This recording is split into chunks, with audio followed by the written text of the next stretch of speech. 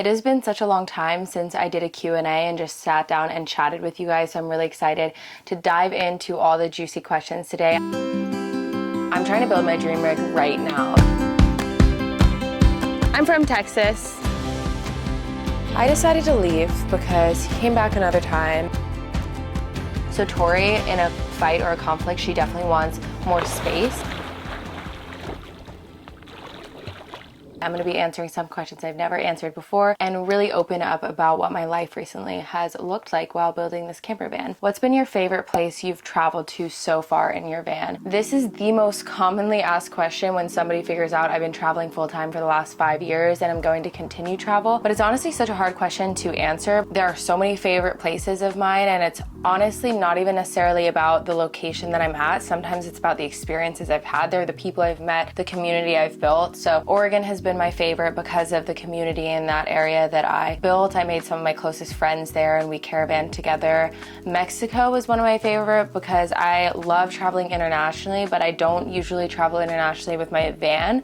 So that was a really cool experience to merge like van life, but also international travel. And obviously you guys know this, Colorado is one of Tori and I's favorite places. I could see myself living there for sure, and every time I go back I'm just in awe about how beautiful that state is. Next question is, what's the most challenging part about living on the road full time? There are so many benefits to living on the road and living in a van specifically, but you definitely have to invest like a lot of time and energy to just meet basic necessities, to make sure you have enough water, to make sure you have a place to stay at night, and at times that can be really draining, especially if you're already feeling burnt out or you're feeling tired. The next question is, how do you find hidden gems and lesser known spots when traveling? I use the app iOverlander, so I can find campsites and overnight spots to camp through there. I can also find spots to fill up water, propane, showers, things like that. So it's a really helpful app, and it's the app that's most popular for van life. On that app, there are a lot of pins that are actually very lesser known and hidden gems, but you just have to go there to find out if it is that amazing,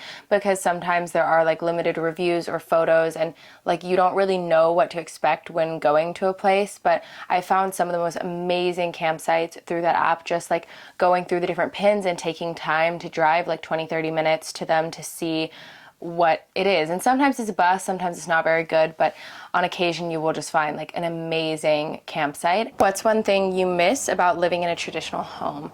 The biggest thing is water. When doing the dishes, I don't have to conserve water. I don't have to even think about conserving water, and that's so helpful, which is why in my next van I'm going to have 70 gallons of fresh water. I'm really excited about that. I know that's like an absurdly high amount of water for the majority of vans, but to me it's such an inconvenience to have to ration water so much, especially when I do have a shower in my next van and I want to be able to like utilize that on a regular basis. Next question is, what has been your scariest moment while traveling in your van? Early on in my journey, I started working at a farm. It wasn't like the safest location, to be honest. So I was in town one day at the grocery store and this guy came up, and I was with my friends and we just immediately knew that the vibes from this guy were really bad. But he ended up like coming up to my van very abruptly, very quickly, where I felt so alarmed that I actually got out of the van and I put my hands up ready to punch him if I had to. Obviously I didn't want to, but I really felt like this guy was trying to harm us. That was just what me and all my friends felt in our gut. And it's really important to listen to your gut when you're traveling solo or just traveling even in a group. Like, it's so important to listen to your gut and your intuition. So I put my hands up and I don't think he expected that, but I told him really sternly, back up, and he ended up feeling very alarmed and he left. And then there was another time in Panama where Tori and I thought we were being kidnapped. We had just gotten off of this like water taxi with our friend, and then there were a bunch of men that just came up to us and they were like, where are you gonna go? Where do you wanna go? And we told them where we were going next. We were trying to go to the train station and they were like, we'll take you, like come with us. They started like grabbing our bags off our back and loading it in their car before we could even really say anything or like consent to going with them. And their car was just like this rundown, beaten up car with a piece of paper taped on the back that said taxi. So it was just very sketchy. We ended up getting in the car, but we were very paranoid and we were like, why are we even doing this? This feels really weird, and I feel like they may be kidnapping us, like I don't know. But they did take us to the train station and we paid them, and it turns out they were just really pushy taxi drivers. As you guys know, I've been struggling a lot with my mental health recently. Over the past several months, I've had to adjust to being back in my hometown and being around my family, which hasn't been the easiest because a lot of you guys know some of my family members are homophobic. I also had my YouTube channel terminated without warning, which was really stressful. And I'm in the middle of tackling the biggest and most daunting project of my life, which is building out this luxury camper van. One thing I've been doing to stay grounded throughout this chaotic period of my life is using BetterHelp therapy. I started using BetterHelp almost a year ago while I was traveling in Asia, and I got really lucky because I immediately loved the therapist I was matched with. Before you match with a therapist, you actually take a questionnaire so you can give input on what you are wanting help with, and also share if you are queer and wanting a therapist who specializes in helping with LGBTQ related issues. But in the chance that you don't like the first therapist you're matched with, you can always change therapists to find someone you click with. When I'm not doing this van build, I travel often, so online therapy with BetterHelp is the most convenient way for me to get regular therapy. And if you're interested in trying out BetterHelp, you can use my code sarahyakbusiness for 10% off your first month. What is one thing you wish you knew before starting van life? I wish I knew how amazing BLM and National Forest land was. I was kind of directionless when I first started, and I didn't really know that there are such beautiful campsites out there. It really just takes a little bit of exploration and getting out of your comfort zone. Besides what you're building, what would be your dream rig if money and resources weren't an issue? I'm trying to build my dream rig right now, so I imagine myself living in this rig for the next few years, and so I don't want to like wish that I installed something that I didn't. I also think my experience living in my last van for so long has really helped because I know what I really want. I know what I could really use. That's why I chose the indoor shower and like the 70 gallons of water, because that's something that I feel like I would have liked in my last van, honestly. I also think if something's like out of my budget in this van build, I'm trying my best to get innovative and find a way to do it in a cheaper way. For example, my AC unit ended up just costing a little over $1,000, whereas most AC units that are under bench, like the one I have, are like $5,000. I also have heated flooring that I did by raising my subfloor a few inches and venting the air ducts for the heater underneath the floor. And that was a way I was able to get heated flooring without having to spend $5,000 on a heated floor system, because that's how much they usually cost. So I feel like there's not really much I can think of that I would really want in this van build that I'm not including. I'm kind of including everything in my wildest dreams. The only thing that I really feel like could upgrade this that I wish I could do, but I just don't have the money for it, is getting a all-wheel drive, four-wheel drive vehicle. Hello. What a vantage point. What? What a vantage point. Yeah, right? That's crazy. Yeah, it's really nice. You shoot the selfies of yourself? Yeah, just a video. Where are you from? I'm from Texas. Are you gonna stay for the weekend? Yeah. Where are you staying? We'll check it out. I just around here, kind of. What's your name? Sarah. Sir, I'm Randy. Nice to meet you, Randy. On Saturday we'll visit and talk. Yeah, cool. Yeah. Barbecue. Yeah, thank you so much. I came up on the roof deck, and then some guy, Randy, came and invited me to his barbecue that he's having in a couple days. I feel like that conversation was like a perfect example of what happens on a regular basis in van life. No matter where you are, no matter where you go, there are going to be people that are asking you questions and are intrigued in the lifestyle. Whenever a guy asks questions like, how long are you here for? Where are you staying? I know I'm not like staying in the van, but in general, I really try to keep it as vague as possible. And I'm not trying to be rude. I feel like some people may view that as rude, but I just think it's like so important for safety to not be that obvious. I think the majority of people who are asking questions like that are just really curious and like mean well, but as somebody who's traveling solo, I think it is just really important to kind of like keep a little bit of a guard up because you don't know these people. Somebody asked, why didn't you and your girlfriend buy a little cottage in the woods in your favorite place in Colorado in the mountains? You guys would have loved it there. When I first met Tori, she always told me like it was her dream to have her own van, and it was never her goal to like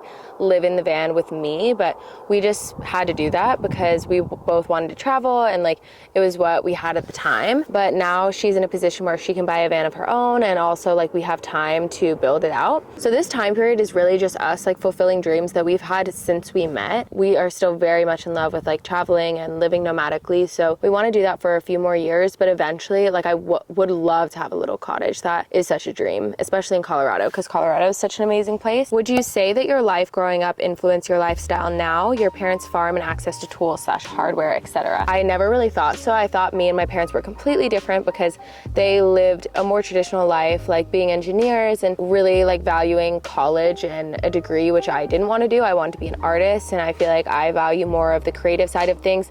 But when I really look at it, I do think they influenced me a lot. My mom's an immigrant from China, so she came here with $200 to her entire family's name, and she really had to like trust herself and work really hard to accomplish her dreams and be a successful woman. And I think in a similar way, even though it is different, like obviously I have a lot of privileges my mom didn't have. I really had to take a risk to pursue being self-employed and like making money off of my art and creativity, and it was something that I didn't really have any support in. Like none of my friends really believed in me, none of my parents or family, like they did not believe in this either. Seeing how much she accomplished and was able to do, like that definitely inspired me. And then with my dad, I think he definitely inspired me a lot too, like the way that he is so handy and just knows everything and was able to like really just experiment and learn it all himself has inspired me so much. And I just grew up like helping him with so many different projects. Someone asked, what would you do differently if you had to start from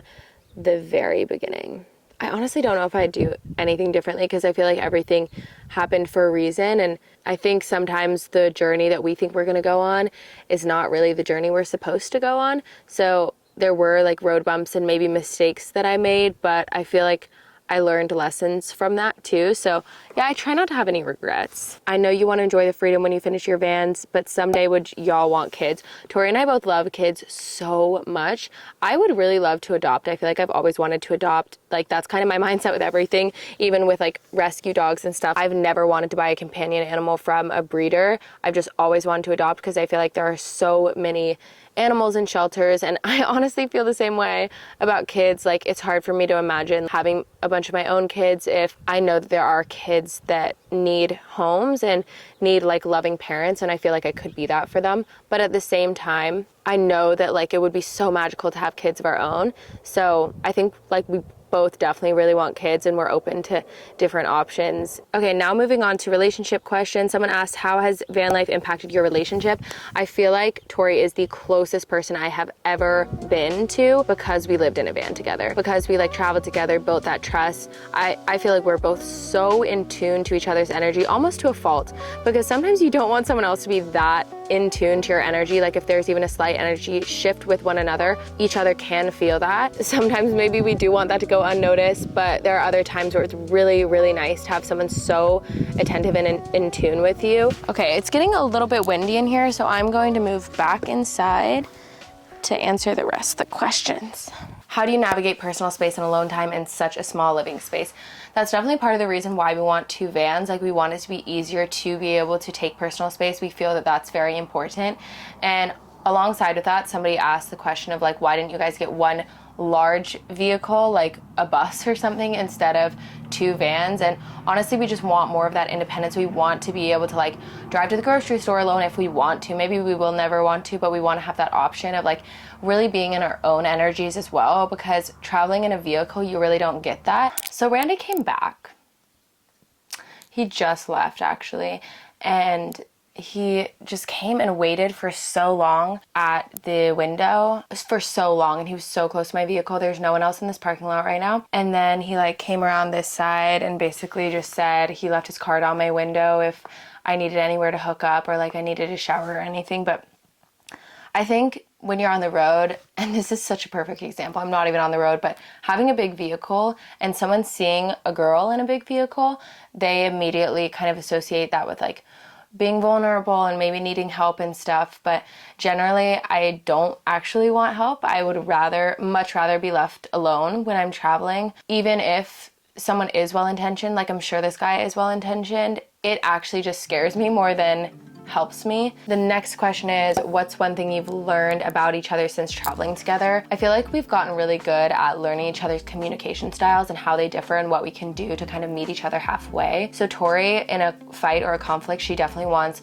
more space and needs more time to like reflect and be on her own, whereas I want to like resolve it immediately and talk about it and like provide solutions right off the bat. And I've had to learn that whenever she's feeling bad or like has a problem, I can't just come in offering all of these solutions and like trying to fix it. Like that's not what she wants. She really just wants someone to like comfort her and validate her and listen. And sometimes she doesn't want the solutions, you know? And I think that's totally valid and understandable. And so I've really tried to work, and I'm continuing to try to work to be a better and more safe space for her. I decided to leave because he came back another time, and even though I think he means well, it's just better to be safe than sorry. I feel like that's a really good lesson for van life and traveling solo in general. Do you face any unique challenges as a queer couple in the van life community?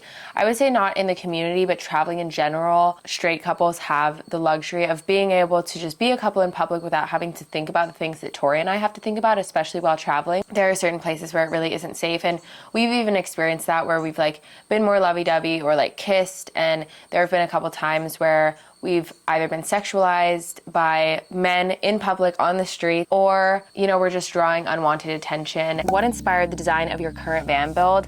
I really just wanted it to be different than my last one. I wanted some like timeless elements, like I want walnut wood and Roman clay, but I also want pops of color. So I'm gonna have like checkered tiles and like greens and lavender. I'm really loving the color lavender right now too. So I've had a catalog of designs I really like, and honestly, I've been looking to a lot of house design, like not as much van design. I mean, I have watched like every single van tour probably on the internet at this point, but I've also been watching like a lot of architectural digest and like house renovations, and my Pinterest board is filled with actually like house inspo instead of van inspo. So I'm kind of taking like space-saving design from other van builds and tiny houses and stuff like that, but I really want it to feel like a house. Next question is, how has this build been different from your first van build?